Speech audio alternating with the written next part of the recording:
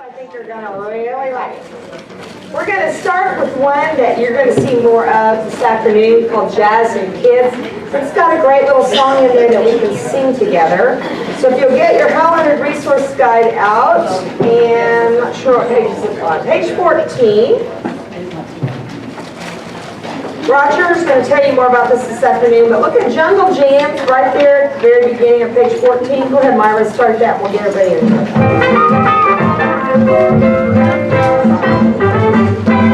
If you're in the groove and you're feeling fine, like swinging cat with a cool bass line. Bum, bum, bum, bum, ba-da-ba-dum, bum, ba-da-ba-dum, bum. A solid skin beater is mighty fine. And don't forget the Ivory's favorite of mine. A blink, a blink, a blink, a blink. The rhythm section has found their groove. It's time to jam now, make your move. Dee-dee-da-da, dee-dee-da, dee-dee-da-da-da. All right, that'll get you in there.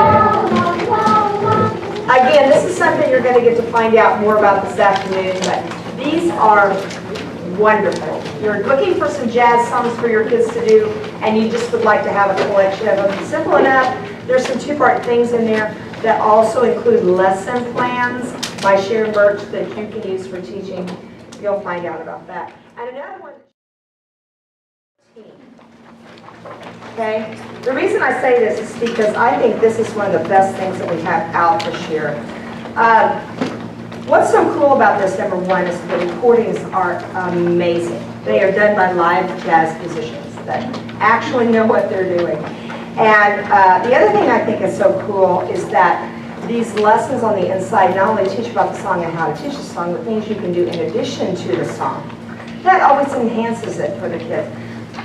I am not really good about putting jazz things in front of my students as much as I should, but when I do, it's like their favorite song. I am so amazed at how much they get into it. And I'm terrible, I'll admit it, about having them do improvisation and learning how to do that, because I'm not sure I'm secure with it. But this gives you an opportunity to do that. I don't know if I included it in there, but we should do that C-Jam thing. I might not have. I've got it, the 12-bar blues. Okay, well, we'll look at it. Let's sing through the promo thing. We're going to do the whole set of songs so that you can hear how great they are, how they've taken some normal songs that you might know as folk pieces and turned them jazzy. So let's start that again.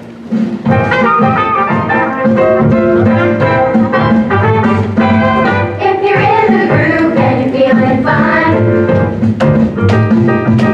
like swinging cat with a cool bass line. Bum, bum, bum, bum, ba-da-ba-dum, bum, ba-da-ba-dum, bum.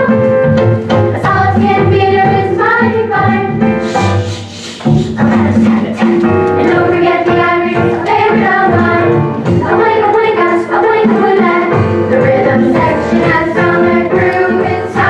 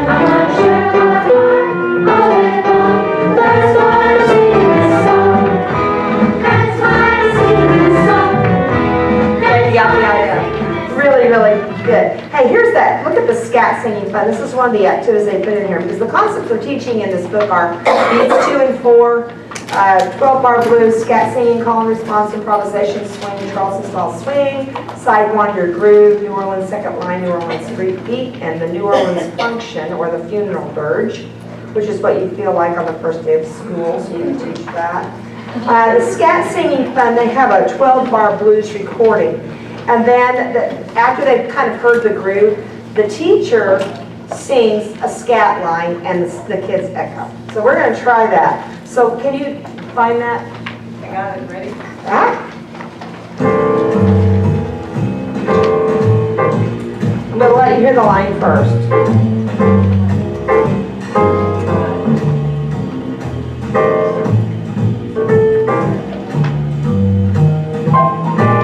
Go ahead, Jordan. Bring it up.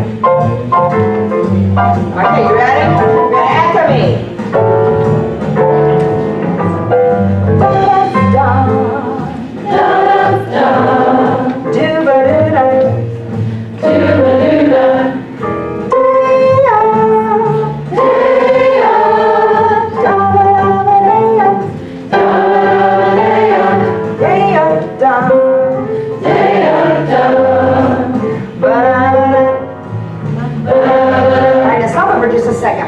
Now, after the kids got used to that, and really what I would do with this is I would put all of those scat things somewhere they could see, okay? Then, the teacher's going to do one, and the kid can either choose to echo, or they can choose to do a different one, okay?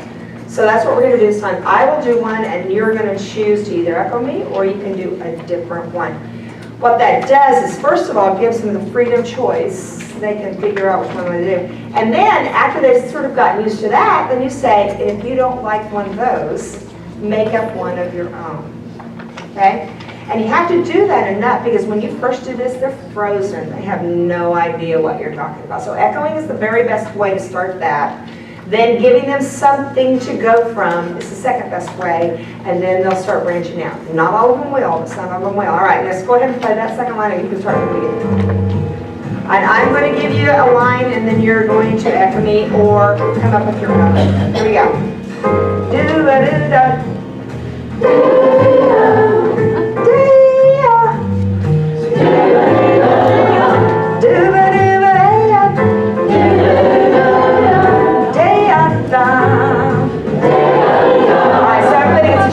I have seen this done in a circle where the leader was in the middle. Once they get confident, you don't want to do this right away, and you want kids that do want to do this. Or you could probably have them choose an option if they could want to pass, they could. Because some of them don't want that spotlight, okay? But then you have the teacher, they do an echo, and they go to each child, and they get to respond however they want to. They can either echo exactly, or they can create their own little line to do. So they give you activities and things like that to do all the way through it. That is jazz and kids. All right.